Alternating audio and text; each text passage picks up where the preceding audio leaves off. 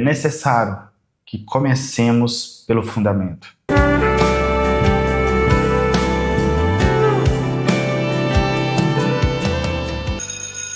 Boa noite, bom dia, boa madrugada, boa tarde. Não sei em qual horário você está assistindo essa aula, mas eu estou gravando ela aqui bem na madrugada. E sim, estão todos dormindo. E louvado seja Deus por isso, pela minha família, pela saúde. Eu espero que assim também esteja tudo bem com a sua casa, com o seu casamento, com o seu lar, se você for casado, com os seus pais, se você morar com os seus pais. Acredito que você também pode estar assistindo em meio à correria do dia, talvez passando por alguma dificuldade específica na vida, no ministério, no casamento, alguma dificuldade com os filhos ou até mesmo no trabalho. E louvado seja Deus, porque você não desistiu, você segue em frente e você está aqui para continuarmos crescendo juntos. Hoje vamos falar sobre o fundamento. Eu sei que nesse primeiro momento vocês estão ansiosos por entender os tipos de sermões, a estrutura, as partes e alguns termos técnicos até de um sermão. Mas é necessário que comecemos pelo fundamento. Quando você vê um prédio muito bonito, muito bem acabado, não vemos o fundamento, a base, a estrutura, mas ela é necessária. Se não fosse a base, a estrutura daqueles belos prédios que nós vemos, ele desabaria, ele viria ao chão. Ou seja, não adiantaria nada toda beleza, ela não duraria muito tempo, se perderia tudo. E na pregação não é diferente. Pregar, em tese, é fácil. Existem pessoas que nem pregam. Chegam à frente da igreja, fazem um teatro, inventam algumas coisas, contam algumas histórias. E alguns até pensam que isso é pregação. Mas nós precisamos entender o papel do pregador, quem é o pregador, o que ele está fazendo, a serviço de quem, trabalhando para quem, fazendo o quê. Um dos termos que atribuímos aos pregadores é como se fossem arautos do rei. Então é como se existisse um reino e esse reino tivesse um rei e esse rei nos usasse ou nos concedesse a oportunidade de transmitir uma mensagem que ele quer que seja transmitida aos seus servos. E por incrível que pareça, temos um reino, o reino de Deus, o reino dos céus, e temos um rei, o nosso Senhor e Salvador Jesus Cristo, que reina para todos sempre. E temos uma mensagem que ele quer transmitir ao seu povo, a palavra de Deus. Agora, já temos a mensagem, mas ainda assim, é o rei que decide qual mensagem, quando, como, em qual momento. Então, nós temos uma administração do céu. Nós não temos a oportunidade de pregar aquilo que eu quero, que eu penso que é mais fácil, que eu acho mais legal, que eu acho mais bonito. Aliás, eu sou inteligente, eu tenho muita coisa na cabeça, eu aprendi muito na escola, eu tenho uma história bonita para contar, eu vi um filme legal, eu vou contar. Não, não é o que eu quero. Se for o que eu quero, não é uma mensagem do céu, de Deus, seria uma mensagem minha. Então, logo temos um compromisso com a palavra de Deus e com o Deus da palavra. O fundamento, do qual nós vamos começar a ver, é de grande importância por vários motivos. Não é só um quesito de validação do pregador, é muito mais do que isso. Ele tem a ver com a qualidade do pregador como pregador, mas da qualidade do pregador como servo. E isso traz relevância, traz veracidade, traz ousadia. Imagine que alguém me desse um recado dizendo: Fernando, avisa para o povo que amanhã vai ter algo diferente na cidade. Eu não vou ter tanta ênfase, tanta vontade. Mas agora imagine que ao invés de eu receber um recado, a própria autoridade que queria falar comigo chega e fala diretamente comigo. Então nós acreditamos, e assim vivemos, nós que pregamos, que Deus está nos trazendo uma informação diretamente da parte dele. E isso nos reveste de poder e de ousadia, de autoridade, de desejo de anunciar essa palavra. E é isso que devemos fazer. Então vejamos os fundamentos. Os fundamentos envolvem comunhão com Deus, vida com Deus. Não vou me ater muito a esse fundamento porque, como eu já disse em aulas anteriores, eu acredito e entendo e parto do pressuposto que todos que estão assistindo essas aulas são cristãos. Ou seja, são pessoas que servem a Deus, são pessoas que adoram a Deus e são pessoas que creem em Deus. São cristãos verdadeiros. Porque senão não pode pregar a palavra de Deus. Então, partindo desse pressuposto, já considero que você serve a Deus. Comunhão com Deus é você, de fato, servir a Deus. Você congregar, você ter contato com a palavra de Deus, embora o contato com a palavra eu vou falar à parte, é um fundamento à parte. É sua vida de oração, de jejum, de devoção, de sacrifício, de evitar o pecado. Não é de ser sem pecado no aspecto de não pecar. Impossível. Nós pregadores, e inclusive é muito importante eu já te dizer este início, porque o inimigo vai tentar te parar te acusando ou te fazendo lembrar do passado ou dando ênfase em alguma falha sua do presente. E não é porque somos pregadores ou porque você é pregadora que você está isento de erros. Muito pelo contrário. Tem erros que somente pregadores cometem. Por exemplo, é comum de pregadores já mais antigos a soberba, o orgulho. Nós percebemos isso, mas nós precisamos entender que são homens, que são mulheres, que é natural não que seja aceitável, mas nossa natureza é falha. O próprio apóstolo Paulo entendeu que o espinho da carne que Deus não tirou era para que ele não ensoberbecesse. Ou seja, Paulo admitiu que se não fosse aquele mal que estava acontecendo com ele, ele iria assim, incorrer num pecado de soberba. Isso é o apóstolo Paulo. Não é qualquer pessoa falando isso. E ele admitiu isso em público. Teve coragem de admitir. Nós precisamos ter coragem de admitir. O que de fato eu estou fazendo aqui, admitindo que nós cometemos erros. Mas por outro lado, eu quero te dizer que o fato de você cometer erros ou de já ter cometido erros, embora você não pode ficar vivendo em erro numa perspectiva de que está tudo bem, não é isso. Mas o que eu quero te dizer é que não é porque você errou que você vai parar, não é porque você pregou mal que você vai parar, não é porque sem querer você falou algo errado na pregação que você nunca mais pode pregar, não é porque você falhou na primeira ministração que você vai parar de pregar, muito pelo contrário, tá bom? Então, entenda isso, que nós somos falhos, você vai errar, você vai falhar, precisa de arrependimento, busca Deus, isso aumenta a nossa dependência de Deus, e vamos percebendo e vivendo na prática também a graça de Deus. Assim, quando nós pregarmos sobre arrependimento, sobre pecado, sobre a graça de Deus, nós temos ainda muito mais autoridade para pregar. Então esse é o primeiro fundamento, comunhão com Deus, que eu acredito que seja o mais comum aí de eu não precisar entrar tanto nele, mas eu preciso só já deixar o quanto isso é importante para o seu ministério. Primeiro que uma das grandes dificuldades, principalmente quem está começando, é entender o que Deus quer falar com a igreja, ter confirmação de Deus, saber se Deus tá apoiando no aspecto de estar validando. Querendo ou não, isso é muito importante para nós pregadores. É maravilhoso quando percebemos que Deus está, vamos dizer assim, validando, dando um sinal positivo ou respondendo ao nosso preparo ou administração. Isso vai ser muito mais facilitado se você tem comunhão com Deus, se você tem tempo de oração, se você tem tempo de devocional. Você vai ter mais nitidez no entendimento de quando Deus estiver falando com você, te direcionando uma palavra, te direcionando um texto, te direcionando um tema. Quando você perceber que Deus está fazendo alguma escolha para aquele culto, para aquele momento, você não vai ficar tão inseguro, porque você vai entender que você não está sozinho, que o Senhor está com você, que Deus está ali com você, que o Espírito Santo está te sustentando.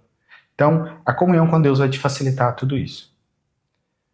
E agora, eu quero me ater ao segundo fundamento. O segundo fundamento, que poderia até estar ligado à comunhão com Deus, é a palavra de Deus. Eu até nomeei no livro da seguinte maneira: vida com Deus e vida com a palavra de Deus, ou vida com a Bíblia Sagrada.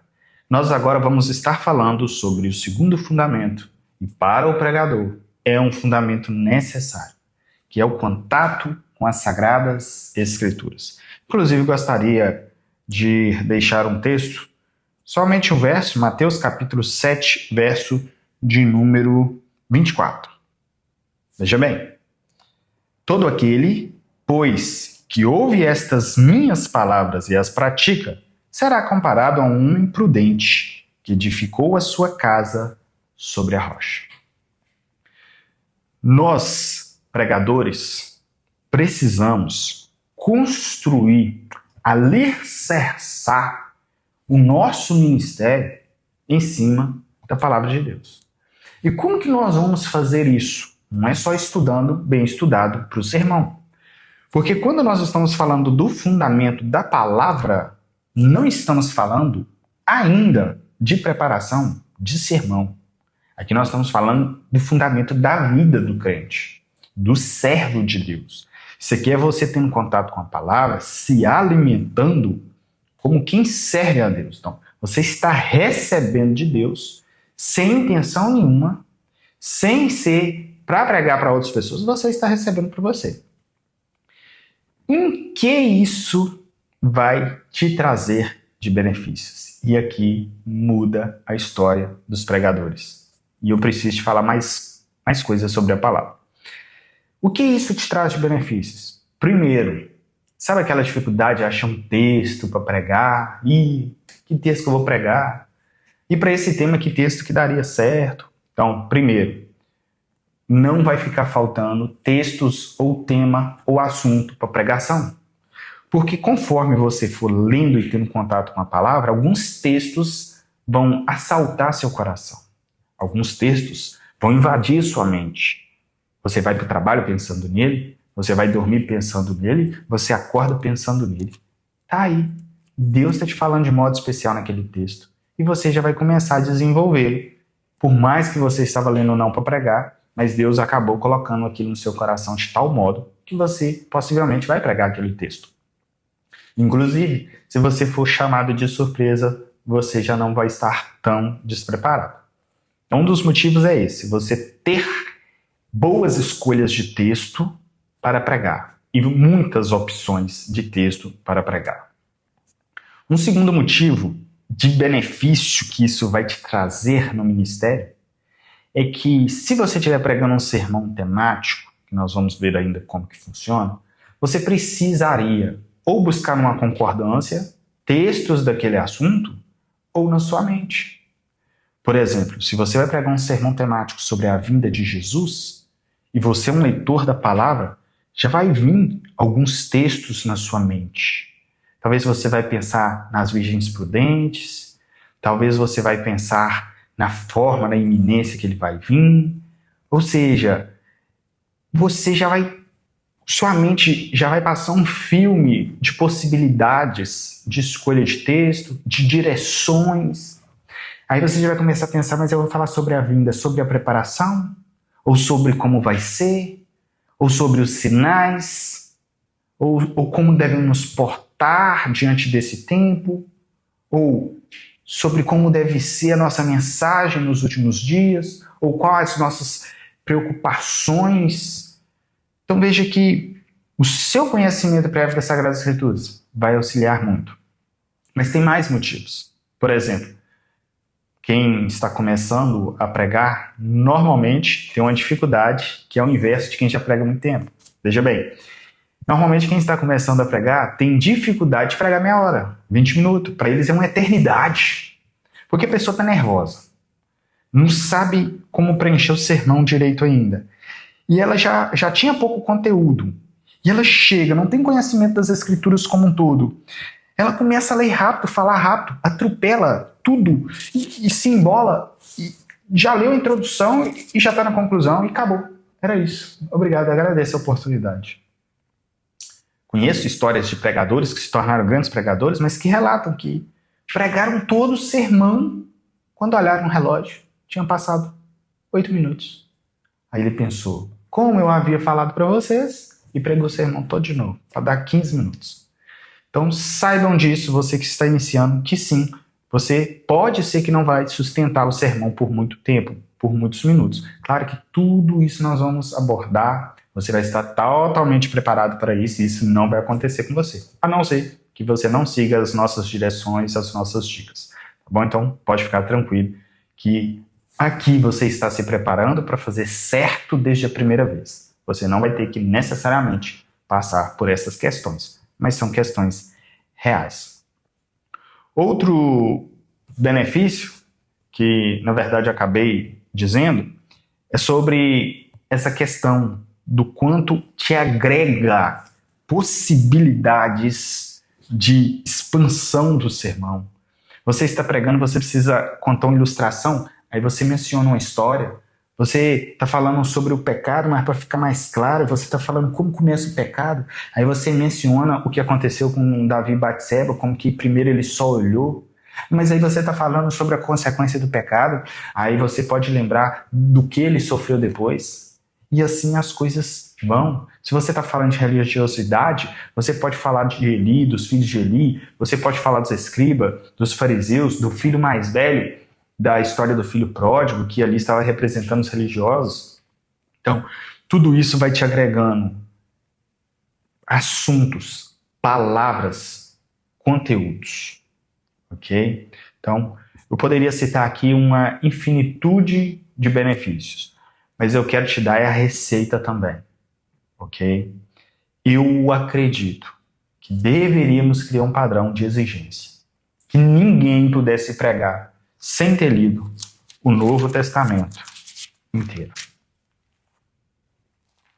Mas que, na verdade, o aconselhável mesmo é que todos pudessem ter lido a Bíblia como um todo.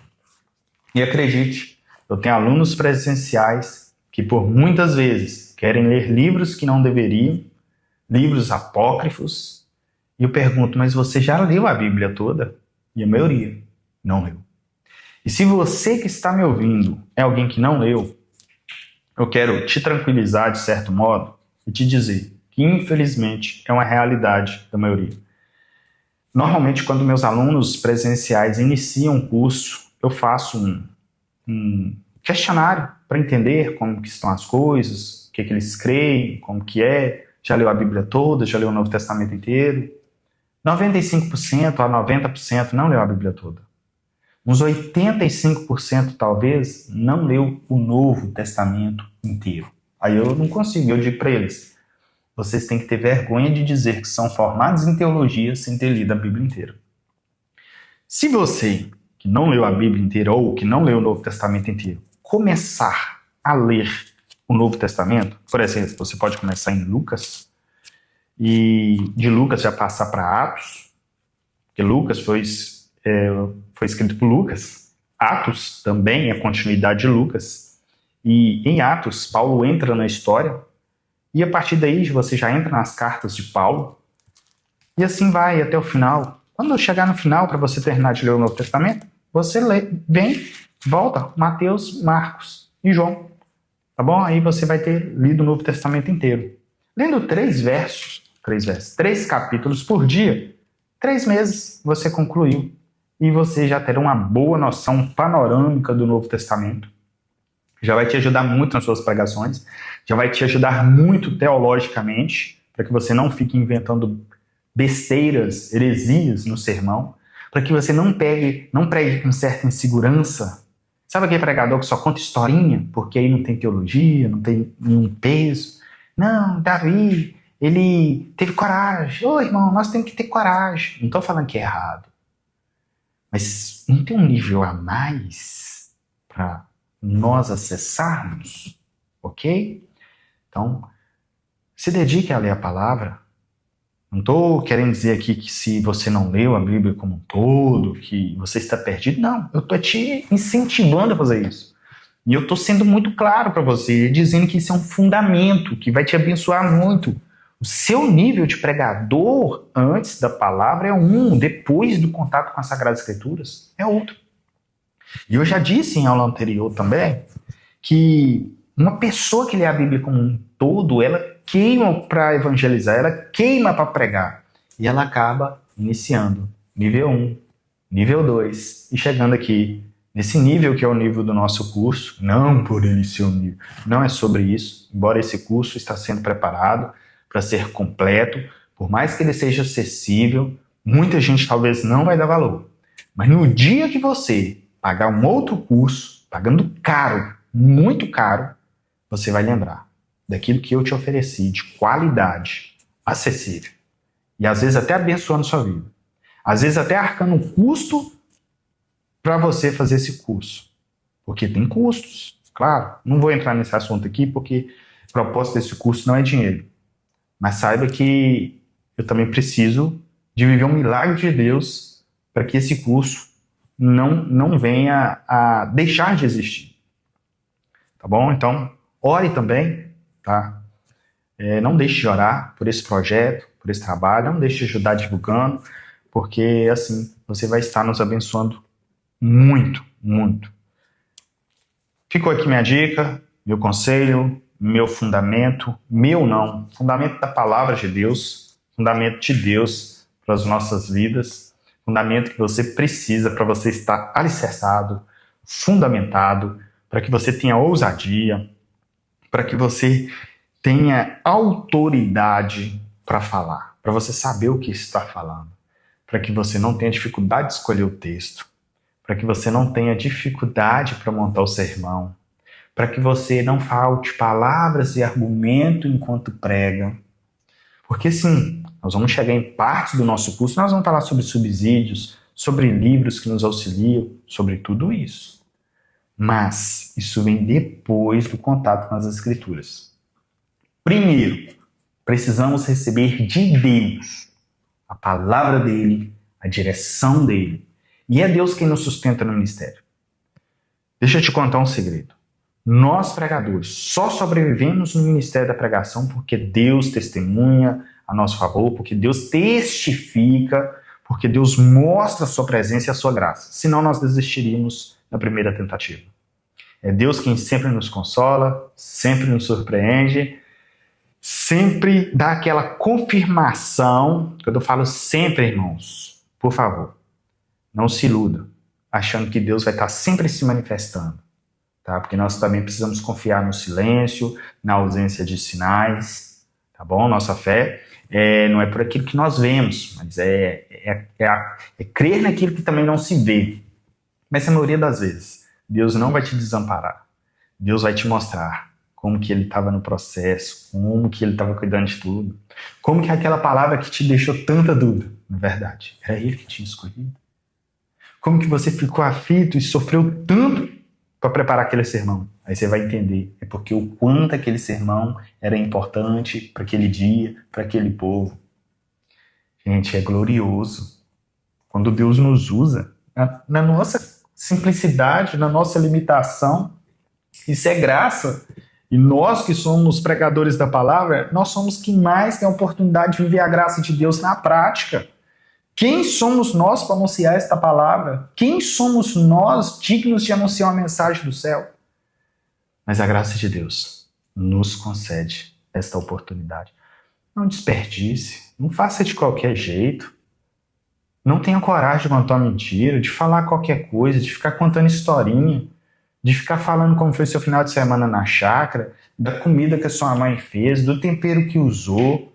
Às vezes, se for condizente com o sermão, tudo bem. Uma ilustração, você está falando ali de ser no sal, e de repente você quer demonstrar como que algo que a sua mãe fez ficou muito bom por causa do tempero. É diferente. Mas você ficar contando historinha só para enrolar, irmãos, é muito sério.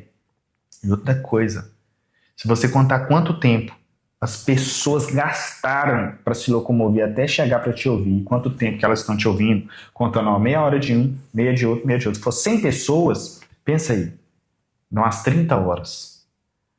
E você acha pesado gastar 2, 4, 6 horas para preparar o sermão. Quantas horas o povo gastou da vida deles para nos ouvir? Nós precisamos nos dedicar a sermos sérios. É questão de vida ou morte. É questão de vida ou de morte. Os céus e o inferno aguardam o resultado da nossa pregação. Essa é uma palavra que eu me lembro de um livro, se não me engano, de Randall Robson, Pregação Bíblica, que mexeu muito comigo. Pregação é algo sério. E que você seja sério no ministério, sério na pregação, tenha vida com Deus, vida com a palavra de Deus, que você usufrua de todos os benefícios de ter contato com Deus e com a palavra de Deus. Vale a pena. Cada segundo. Vale a pena para a sua vida e vale a pena para o seu ministério. E vale a pena para quem vai te ouvir. Senhor, meu Deus, eu quero te agradecer, Pai, por aqueles que não entenderam essa aula como uma chatice. Ou como, para que isso? Mas aqueles que se sentiram, ó Deus, tocados e querem te buscar mais, que o Senhor se manifeste, que o Senhor abra as portas, e que eles possam ver um renovo do Senhor, um novo de Ti, ó Deus. Cuida da família, ó Deus, desse pregador, dessa pregadora, desse jovem, dessa pessoa, ó Deus, que está preparando para o ministério, ainda, ó Deus, que não tem oportunidade de pregar, ainda que talvez não seja convidado, mas já está se preparando para se colocar à disposição. Meu Deus, cubra nossas casas, ó Deus. Abençoe este projeto.